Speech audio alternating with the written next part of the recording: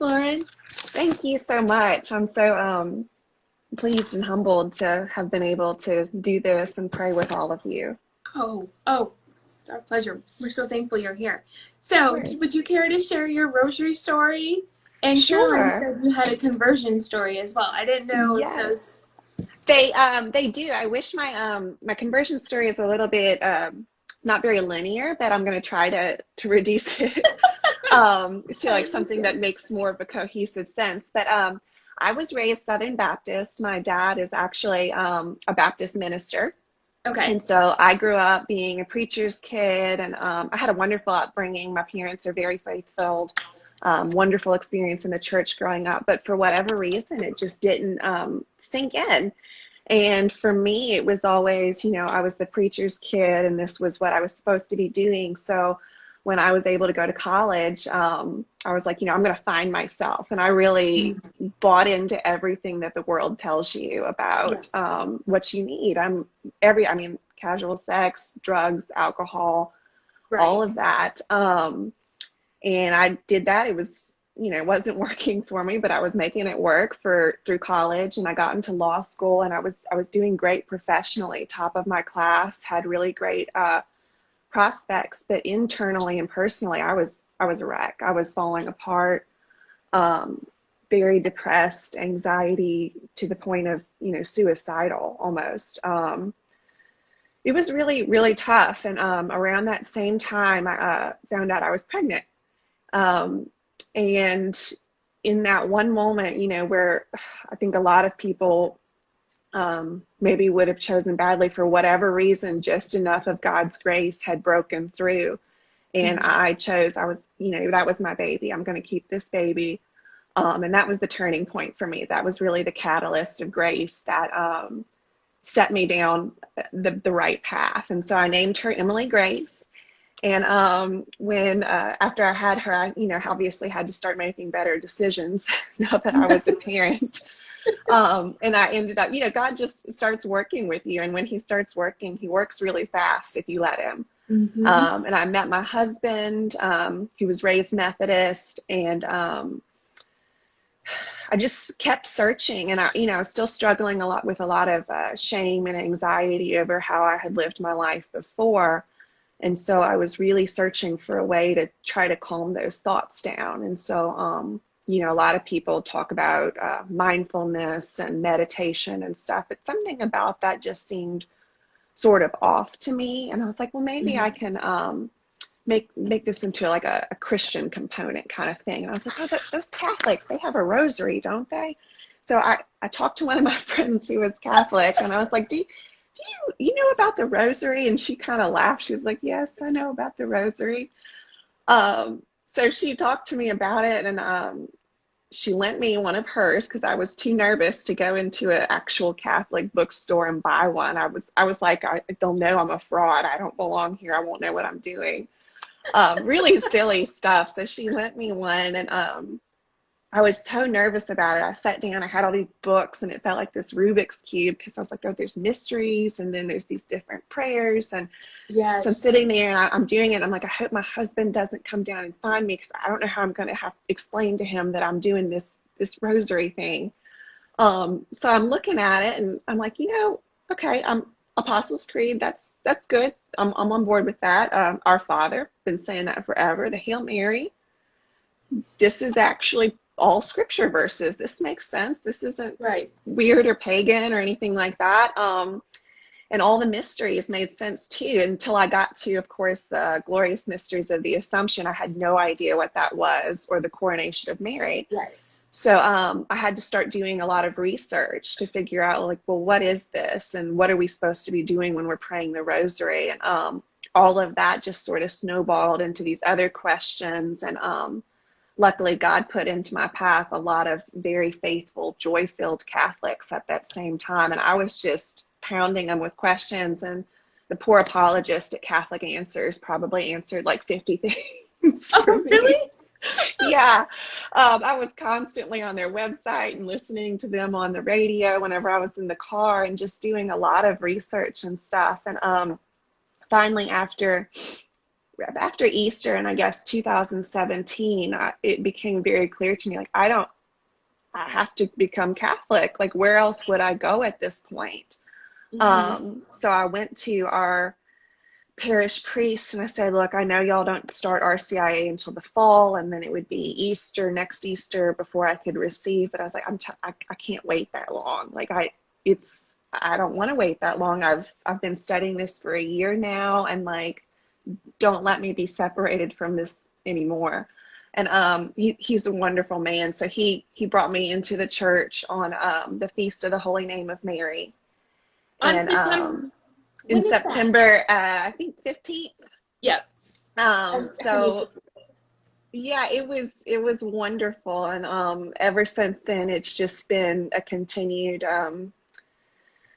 source of growth and inspiration. And I started my account recently just because it's one of those things, when you get that joy and when you experience Christ, you can't help but share it. It just comes out of you everywhere. And so this is just my way of pushing that joy back out there and hoping other people are supported in their growth as well. Wow, that's amazing. Thank you. It's just like, wow, what a miracle. I mean, I think, wow. So does your husband, you mentioned your husband will be joining? Yes. And he's been on this journey with you as well? That poor man.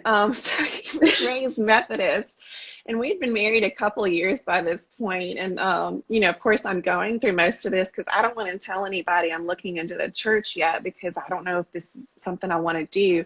So it wasn't until I was already like firmly convinced that one day I'm like, by the way, hello, I'm going to be coming cat. He's like, I'm sorry, what? So the poor man, was very supportive, but, he grew up Methodist, loved his Methodist church and everything. And so I think I came into the church in 2017. So over the last 3 years, as I became more and more faith-filled, and, icons started showing up in our home, and different kinds of books were on the bedside table, and we're now going to Mass every Sunday. And you have less salt everywhere. Yeah, exactly. I'm like, holy water, like, at everybody. And we really got into liturgical living as a way to bring it along with the kids. And so I joke, I kind of Stockholm syndromed him into it. But he started going to RCIA back in the fall, and I was lucky enough to actually be asked to be part of the RCIA program this year. So I got to be there with him while he was going through it all.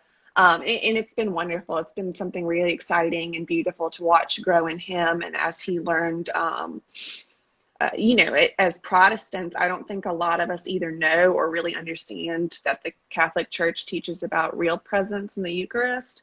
So watching him realize, like, oh, wait, this is true, and this is real. I mean, it was a beautiful experience for me just watching him go through that. And so he was supposed to come in at Easter, but of course that was delayed due to the pandemic. But he'll be coming in on June 23rd. So we're thrilled. I'm so thrilled. And what a testament and a witness to you that he came, that he saw your joy and your experience. And yes, it's so, God works as a family unit, of course, as the Trinity. And I think one of the things that I love looking back over my own conversion story is how he worked through other people consistently. He worked through my parents, not Catholic, but they put all the right equipment in me growing up so that when I was ready to access it, it was there. He worked through, my friends and my office coworkers, people I didn't even know. We'd never talked about religion or anything. And then suddenly they're coming to me and they're lending me rosaries, and they're giving me tapes, and they're talking to me and spreading their joy. And there's just so much that you do just in everyday evangelization, the way you live your life and the way that joy radiates out of you. It's attractive, and it's going to pull people in, and they can't help but be part of it. How everybody's been asking, how do your parents respond? They were thrilled, I think, that I was at all coming back to anything remotely Christian. Okay. I think they were really relieved at that. And also my parents are pretty ecumenical. growing up in South Louisiana, there's obviously a heavy Catholic presence here. And my dad, although a Baptist minister, always referred to the Catholic Church as the mother church, and Oh, was okay. always very respectful of, we wouldn't have anything, we wouldn't have the Bible, we wouldn't have our teachings on the Trinity, but for our mother church. And he always worked a lot with the local bishops and priests and trying to foster ecumenical type things. So Okay. I didn't grow up with any type of prejudice or anything like that. And so they were thrilled. Oh, Yeah. that's So, beautiful. yeah. That's amazing. Do you have siblings too? I do. I have a brother. He lives in Baltimore, and he's actually marrying a good Catholic girl. So I'm telling you, God's like sucking us all in here. Yeah. Um, so we'll see what happens on his journey as well, and keeping him and both of them in our prayers. They'll be getting married at the end of August, and I'm excited to see what that sacrament will do for the two of them, because they're just wonderful people. Oh, that's beautiful. Thank So, you. Thank you for thank being such a you. joy. You just radiate it, and Oh, thank you. we're just so glad you were able to join us and I'm share your so story. happy to be here, and I I have just so many want, questions. yeah, I try to share some of it on my own account, I'll go look at that. and just I was in a pretty dark and low place, and God can take those of us, if you've made bad decisions, if you've got stuff, if Hmm. you've got regrets that you're living with, God uses all of that. And so I just want, if one other person can look and see like, wow, she's really come a long way. Maybe I can do that too. That's what my hope is. I know, Um, and that's what I find so profound, because I've had those dark spaces in my life and mhm. my journey as well, and I think Yeah. I encounter a lot of people, and you can see they're in that dark space. I don't know if Yes. it's a dark space, but you can tell the sin is weighing heavy Yes. on them, or the choice. Like, we all know it. We all know when we make Yes. it. Even It does. subconsciously, it's Yeah. because it's a spiritual death when we sin. And even if you're a total atheist and you don't fully understand that, it's still the reality, and it's going to Right. affect you in some way. And it's hard, because when you're down in that muck and mire, you don't know how to get out, and sometimes that darkness actually becomes it's so familiar that it's Yeah. scary to leave it Yeah. and to make the right choices, because you really make some radically different changes in your life, your whole life, Yeah. um, when you start coming into the light. And it can kind of be a painful process, but that's why it's so crucial that we be here for each other, and we be sharing this, and we be It's encouraging. exactly. And I never know, was there a specific moment? I mean, obviously it was your daughter that kind of led you to, like, when you were in that place. I mean, for me, it was the rosary. Somehow the rosary Yes. started to kind of become my ladder. But I don't know if you remember anything specifically, Tanjo. The rosary was obviously a huge part for me. It helped Mm-hmm. me basically get out of my own head and Yes. start focusing on what was real. And I still do that a lot of times. I'll find myself where I start ruminating on something that's Yeah. bothering me or weighing me down, and I stop and I say, stop, Lauren. What is real here? What is real is, Mary's up there with God. He's on his throne. They've already got all this worked out. We just I need to just let go and float down that river and let them do Yeah. their thing. And so that I was love that. Float huge. down that river. And yeah, it's a river of grace. And if you stop paddling against it, life gets so much easier. Uh, I love but the that. other thing I think was learning about the communion of the saints. That was when I learned about that, I just was immediately brought to tears, that there were all these people that had been praying for me in heaven all this time that I didn't know. And I'm sure you have these experiences too, where it becomes very apparent that a particular saint has been praying for you, and Mm-hmm. and it's just so cool how it all works, and that we're just such a family and a community. Yes. And that was really beautiful to me, to make all these other new friends. Hmm. I know. They're amazing. And it is Hmm. true. I think everybody has a special connection with some of the saints. I love hearing people's, different relationships, and Yes. it's so beautiful. So. Yes. Thank you. Thank Thank you so you. much. I really um, appreciate it. I'm so happy to have been here and be praying together. It's such a yes, powerful thing. it is. It is. Thank you. Again, we're going to share this. I'm excited.